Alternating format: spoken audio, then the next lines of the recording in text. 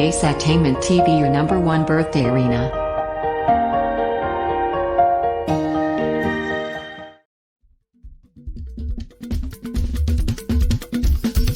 Ó ti yá ẹ̀jẹ̀ jọ ká láyé ire èèyàn ire àbíyamọ ire.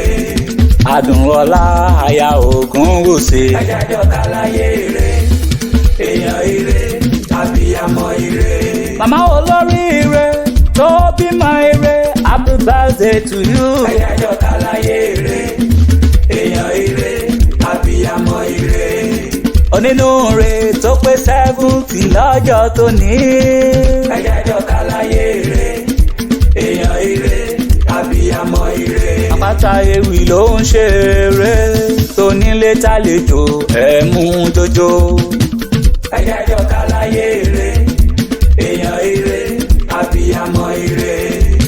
Ó yá o, àpáta pààrọ̀ ewì dé òní gángan lónìí jẹ́ ní abẹ lọ́wọ́ ẹ̀.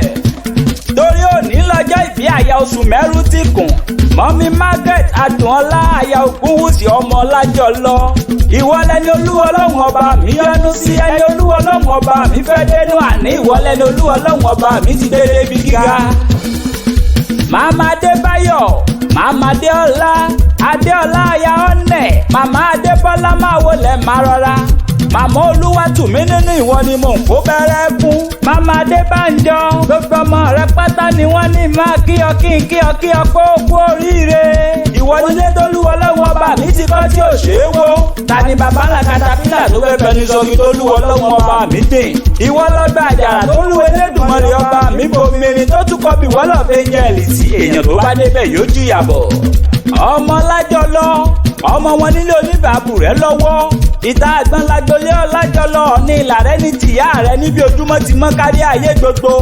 Ọmọ olódò kan òtéré, ọmọ olódò kan tàràrà, ọmọ ìta àgbọn, ọmọ olúgbọ́n, ọmọ arẹsà, ọmọ ẹ̀sà tákì àsìmọ́ kékeré relé ọkọ. Ó sì kan rẹ Ìbàdàn, ó sì kan rọ̀yọ́ lé. Ojoojúmọ́ ni bàbá yín sì mọ́ relé ọkọ. Ọmọ ọbẹ̀ ní òmù mbàbù ọ́ ní sùúrẹ́. Ọmọ ò bá wá lánàá ò bá jẹjẹjẹ, ò bá wá lánàá ò bá mú. Ìwọ lọmọ ò bá wá lánàá ò bá yó. Ọmọ ẹrù kò jẹ dẹ́sìn ọgbà, ọmọ ńlá láàkin, ọmọ abúlé sowó, ọmọ lárúgẹ, ọmọ lẹ́tùtè, ọmọ ajógbẹ̀rú májógbẹ̀kọ, ẹrú ní sinmi ẹ̀kọ́ kì í sí èèyàn. Ọmọ ajíbojoojúmọ́ dán lára gbégbin. Ìwọ láya gẹ̀ẹ́sì, aya gẹ̀ẹ́sì ìjànà, aya oṣù mẹ́rù ti kùn. Ìwọ láya láàdé, aya ìbírọ̀, aya jòǹgbòdò. Ìwọ láya níbáyọ̀, aya bọ́dẹ̀rẹ́ àgbòpọn. Ìwọ láya ọmọ ìkòkòdé tó dẹrù, ó dé dòbí, ó dì kàkàkà bí ọ̀nìrògùn. Ìwọ láya ọmọ erin méjì àlọ́, ìwọ láya ọmọ erin gángan ilé, ìwọ láya ọmọ erin gángan òde, ìwọ láya ọmọ erin ajíbẹ́wàjì, ìwọ láya ọmọ erin ajíbóògùn sọ̀rọ̀. Ọmọ erin o, bí mi joyè kọ́rùn mi mọ́, ọmọ erin bí mi joyè kí n dẹ́kun bèbè ọ̀nà yíyẹ.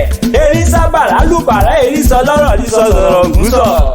Màmí Adùnọlá ó sọdún èyí, wàá ṣèmí sí nínú owó, nínú ọlá, nínú iyì, nínú ẹ̀yẹ, lágbára lọ́wọ́ Ọlọ́run ọba mi òkè. Èèyàn tó bá ní kó má pẹ̀ láyé, abẹ́ni tó bá ní kó má ṣàmọ́dún, ọrùn ó mọ wọrú wọn ní bẹ́ẹ̀ ni tó ru sìmẹ́ǹtì 6 kọ̀. Nílé àwọn ọ̀tá rẹ̀, bíkú ti ń gúnyán poroporo fún wọn jẹ nínú odó. Láìsàn máa gbowó ọbẹ̀ tó yẹ ká ṣe sínú sáàsùn.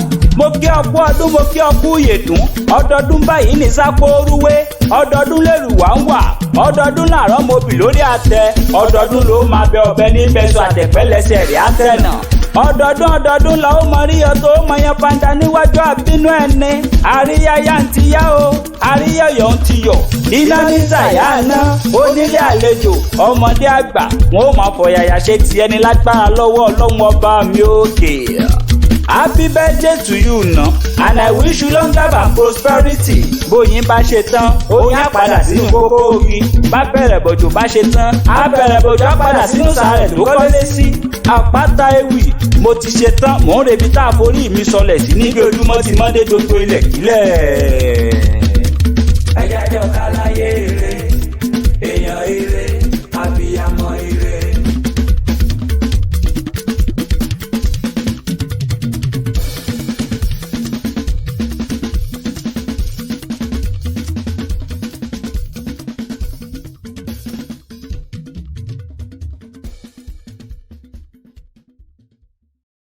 Thank you for watching our video and follow us on Instagram, Twitter and Facebook at Apata Ewi. Please don't forget to subscribe to our YouTube channel for more videos.